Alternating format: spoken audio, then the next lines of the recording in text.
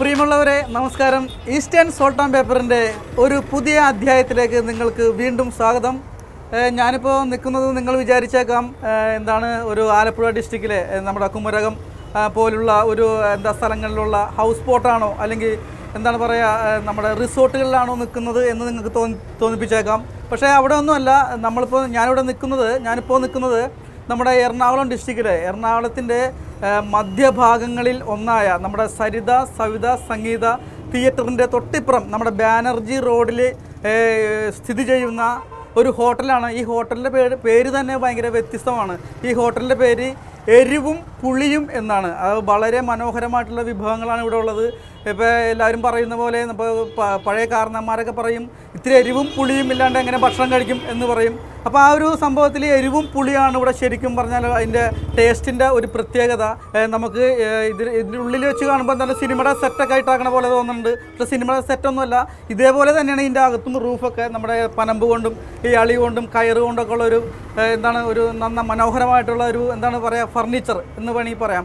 അതുപോലെ ഒരുക്കിയിരിക്കുകയാണ്. നമുക്ക് ഇതിൻ്റെ പുറത്തെ ലൊക്കേഷൻ ആദ്യം ഒന്ന് കണ്ടിട്ട് നമുക്ക് ഈ കടയൊക്കെ ഒന്ന് പരിചയപ്പെടാമല്ലോ. നമുക്ക് പുറത്തെ ലൊക്കേഷൻ ഒന്ന് കാണാം. ഓക്കെ,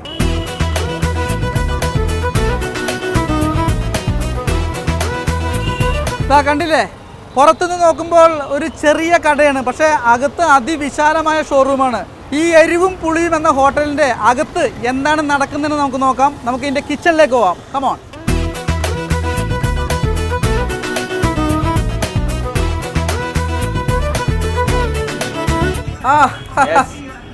കയറി വരുമ്പോ തന്നെ നല്ല പാട്ടാണ് അല്ലേ? ചുട്ടരച്ച ചമ്മന്തി കൂട്ടി കാലത്തെ കഞ്ഞി മോന്തി. കാരണം ഈ പാട്ട് കേൾക്കുമ്പോ തന്നെ നമുക്ക് ഇതിനകത്തേക്ക് കയറാനുള്ള അട്രാക്ഷൻ ഉണ്ടാവും. കൗമുദി ടിവിയുടെ ഈസ്റ്റേൺ സോൾട്ട് ആൻഡ് പേപ്പർ എന്നൊരു പ്രോഗ്രാം ഉണ്ട്. അപ്പൊ അതിന്റെ പ്രോഗ്രാമിലേക്ക് നമ്മുടെ പ്രേക്ഷകർക്ക് വേണ്ടി ഇവിടുത്തെ എരിവും പുളിയാണുള്ള ഹോട്ടലിന്റെ പേര്. അപ്പൊ ഇവിടുത്തെ ഏറ്റവും നല്ല വിഭവം എന്താണെന്ന് വെച്ചാൽ അതൊന്ന് ഉണ്ടാക്കുന്ന രീതി നമ്മുടെ പ്രേക്ഷകർക്ക് ഒന്ന് കാണിച്ചു കൊടുക്കുന്നു. ഇന്നലെ ഞങ്ങൾ സാങ്ഷൻ ചോദിച്ചിട്ടുണ്ടായിരുന്നു. അപ്പൊ അതിന്റെ ഓണർ ഇപ്പൊ വരും. അപ്പൊ ഞങ്ങൾ കിച്ചണിലേക്ക് കയറാനുള്ള ഒരു അവകാശം നമുക്ക് തരുമോ? പിന്നെന്താ, തീർച്ചയായും. ഓക്കെ അല്ലേ? അപ്പൊ നമുക്ക് സാങ്ഷൻ കിട്ടിയിട്ടുണ്ട്. നമുക്ക് എന്താണ് ഉണ്ടാക്കണെന്നുള്ളത് നമുക്ക് കിച്ചണിലേക്ക് കയറി നോക്കാം. ഓക്കെ, കിച്ചണിലേക്ക് പോകാം അല്ലേ?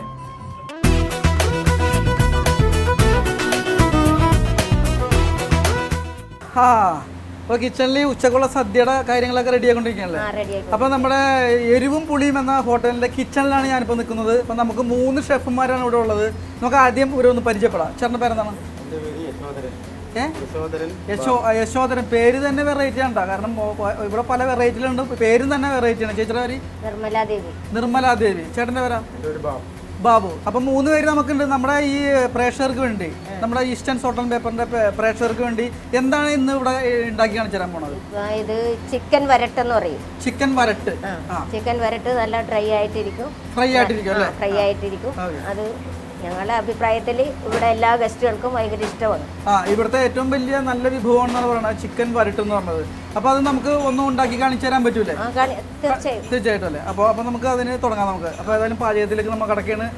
ചിക്കൻ വരട്ട് അതാണ് ഇവിടുത്തെ ഏറ്റവും വലിയ ഐറ്റം, ഏറ്റവും നല്ല ഐറ്റം എന്ന് പറഞ്ഞത്. അപ്പോൾ നമ്മളിത് ഉണ്ടാക്കണേക്ക് മുമ്പ് ഞാനൊരു കാര്യം ചോദിച്ചോട്ടെ. നമ്മുടെ ഈ ചിക്കൻ വരട്ട് ഉണ്ടാക്കാൻ വേണ്ടിയിട്ട് നമ്മൾ ഈ 3 പേരും വേണം? 3 പേര് ഉണ്ടായാലേ നടക്കുള്ളൂ? ഒരാൾ മതി. ഓക്കെ, ശരി. അപ്പോൾ ചേട്ടൻ എന്തിന്റെ സ്പെഷ്യലിസ്റ്റ് ആണ്? മലബാർ സ്റ്റൈലിലുള്ള ബിരിയാണിയുടെ സ്പെഷ്യലിസ്റ്റ് ആണ് പുള്ളിക്കാരൻ.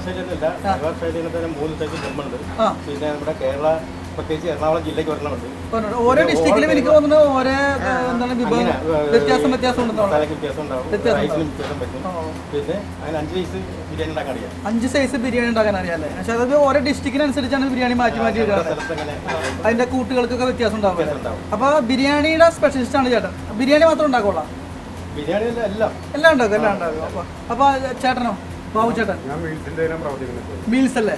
അപ്പോൾ നമുക്ക് വേണ്ട ഭക്ഷണം സാധാരണ ചോറ്, പച്ചക്കറി, അതുപോലെ തന്നെ മീൻകറിയൊക്കെ ഉണ്ടാക്കുന്ന ആളാണ്. മീൽസിൻ്റെ ആളാണ് ബാബു ചേട്ടൻ. അപ്പോൾ എനിക്ക് തോന്നുന്നത് ചേച്ചി നിർമ്മലദേവി ചേച്ചി ആയിരിക്കും ഈ ചിക്കൻ വരട്ടിൻ്റെ സ്പെഷ്യലിസ്റ്റ് അല്ലേ? തിരക്കാണല്ലേ? ഓക്കെ, കുഴപ്പമില്ല. നമുക്ക് ചേച്ചി മാത്രം മതി. അപ്പോൾ ചേട്ടൻ എങ്ങനെ? തിരക്കുണ്ട്. കാരണം ഇപ്പൊ ഈ ഊണ് കഴിക്കുന്നതിന്റെ തിരക്കായതിന്റെ പേരിൽ എല്ലാം റെഡിയാക്കേണ്ട ഒരു തിരക്കുണ്ട്. അപ്പൊ ചേച്ചി നമുക്ക് ചിക്കൻ വരട്ടിന്റെ സംഭവങ്ങളിലേക്ക് കിടക്കാം. ആദ്യമായിട്ട് നമുക്ക് എന്ത് വേണം?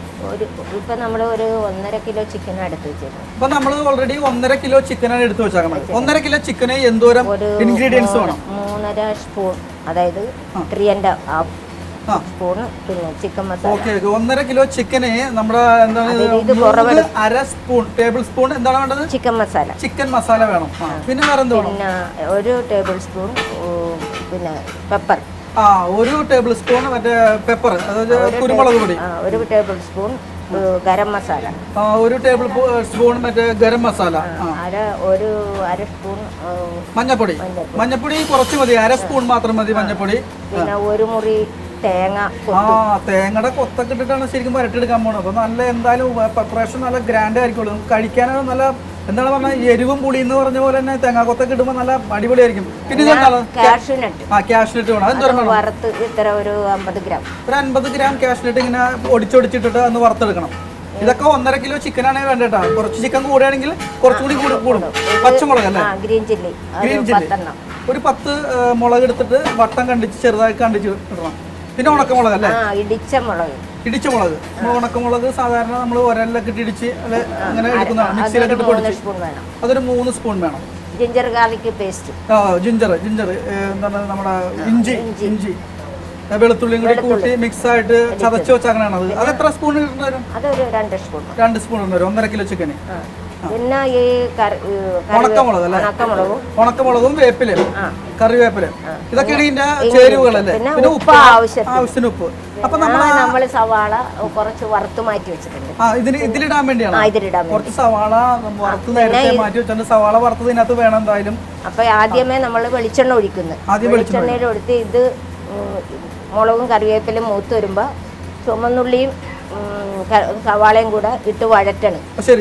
ആദ്യം വെളിച്ചെണ്ണ ഒഴിച്ചിട്ട് നമ്മുടെ ചുവന്ന ഉള്ളിയും നമ്മുടെ വേപ്പിലയും ചെറിയ ഉള്ളിയും കൂടി ഇട്ടിട്ട് ഒന്ന് വയറ്റിങ് എടുക്കണം അല്ലേ? അത് കഴിഞ്ഞ് ജിഞ്ചർ ഗാർലിക് നമുക്ക് ഓരോന്നായിട്ട് നമുക്ക് തുടങ്ങിയാലോ? ആദ്യം വെളിച്ചെണ്ണ ഒഴിക്കാല്ലേ? നമ്മുടെ ഈ 1.5 കിലോ ചിക്കന് നമുക്ക് ഈ എന്തോരം വെളിച്ചെണ്ണ വേണ്ടി വരും? ഒരു 200 ഗ്രാം വേണ്ടി വരും. 200 ഗ്രാം വെളിച്ചെണ്ണ വേണ്ടി വരും 1.5 കിലോ ചിക്കന്. കുറച്ച് ഒന്ന് വെട്ടി തിളക്കണോ? അത് വേണ്ട. മുളക് മൊരിയണ്ടേ? മുളകൊന്ന് മൊരിഞ്ഞെടുക്കാൻ വേണ്ടിയുള്ള ഒരു എന്താണ് ഒരു വേവല് വേണം ഈ വെളിച്ചെണ്ണക്ക്. കുറച്ച് നേരം ഇത്തിരി തിളക്കൽ വേണം, അല്ലെങ്കിൽ പച്ച കുത്ത് കിട്ടുന്നത് ചൊവ്വ വരും. അപ്പൊ ഒന്ന് തിളച്ചതിന് ശേഷം നമ്മൾ എന്താണ് വേണത്? കൊല്ലമുളക് അല്ലേ? ഉണക്കമുളകും കറിവേപ്പില.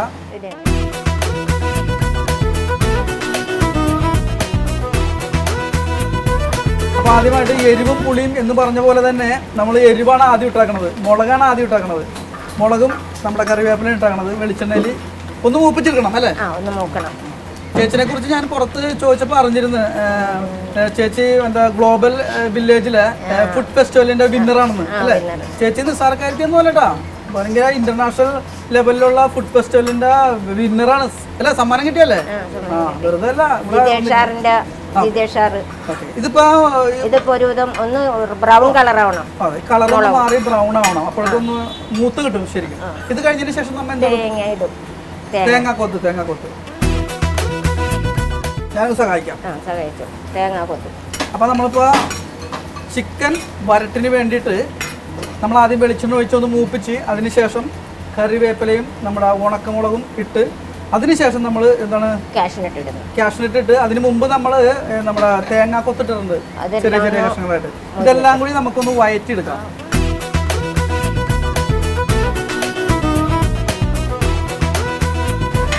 ഈ ഇളക്കണതിനൊരു പ്രത്യേക പരിങ്ങുണ്ട്.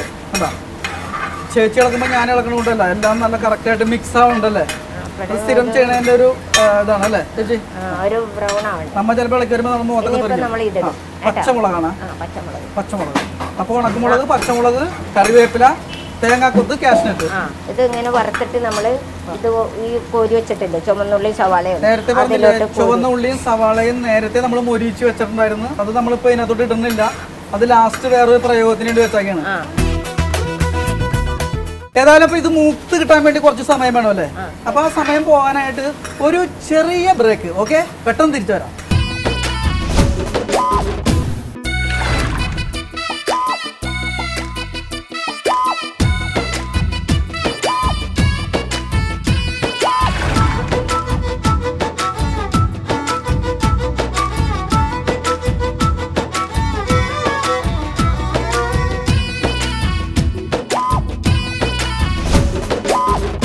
അപ്പൊ വീണ്ടും ഈസ്റ്റേൺ സോൾട്ട് ആൻഡ് പേപ്പറിലേക്ക് സ്വാഗതം. അപ്പൊ ചേച്ചി ഏകദേശം മൊരിഞ്ഞു കഴിഞ്ഞല്ലേ, നമുക്ക് ഇതെടുത്ത് മാറ്റണ്ടേ അല്ലേ?